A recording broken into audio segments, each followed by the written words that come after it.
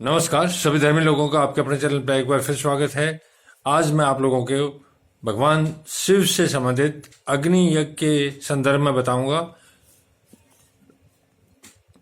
गृहस्थ पुरुष जो आदमी गृहस्थ जीवन जी रहा है, अर्थात जिसके बाल बच्चे हैं, परिवार है, उस पुरुष को अग्नि में सायंकाल संध्या के समय और प्रातःकाल जो चावल आदि द्रव्य की आहुति देता है, अर्थात अग्नि के अंदर जो चावल अर्थात खीर वगैरह की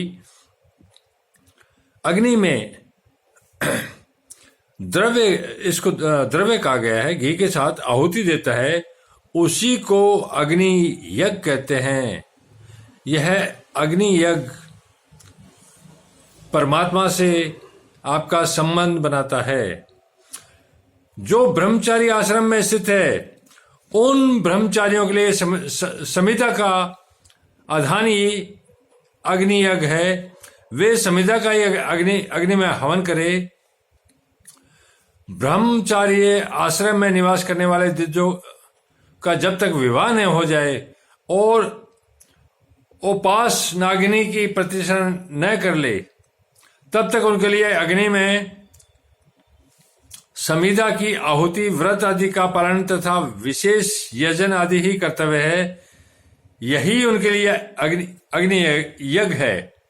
द्विजो, जिन्होंने ब्रह्म अग्नि को अर्थात परमात्मा की अग्नि को विसर्जित करके अपने आत्मा में ही अग्नि का आरोप कर लिया है, यह बहुत महत्व की बात है।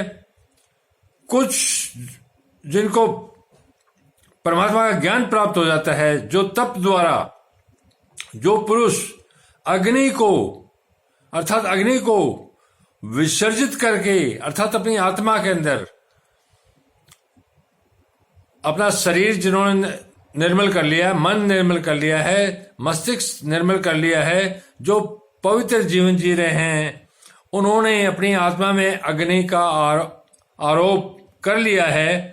ऐसे वानप्रस्थियों और सन्यासियों के लिए यही हवन या अग्नि यज्ञ है कि वे विहित अर्थात निर्धारित समय पर हितकर परिमित और पवित्र अन्न का भोजन कर ले।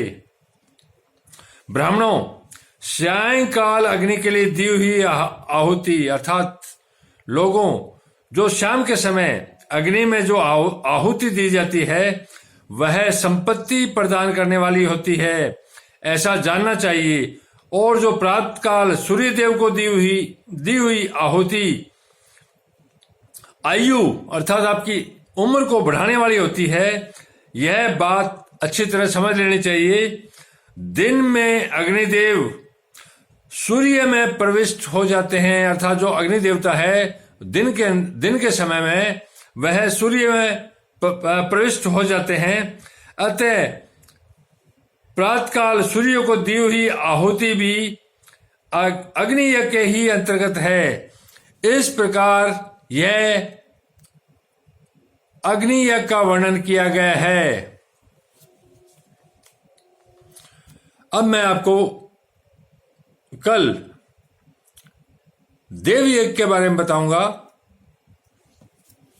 तो आप सावन माह का पावन पर्व चल रहा है, आप लोग अपने इस चैनल पर इसी प्रकार बने रहिए, और जिन्होंने इस चैनल को सब्सक्राइब नहीं किया है वो कृपया करके सब्सक्राइब कर लें, ताकि आप जीवन भर इस चैनल से जुड़े रहेंगे। मैं आपको एक परमात्मा और उसके ज्ञान पर ही लेके चल रहा हूँ। बिना ज्ञान परमात्मा का स्वरूप को समझना संभव है ही नहीं। धन्यवाद। शुभ रात्रि। कल फिर मिलेंगे।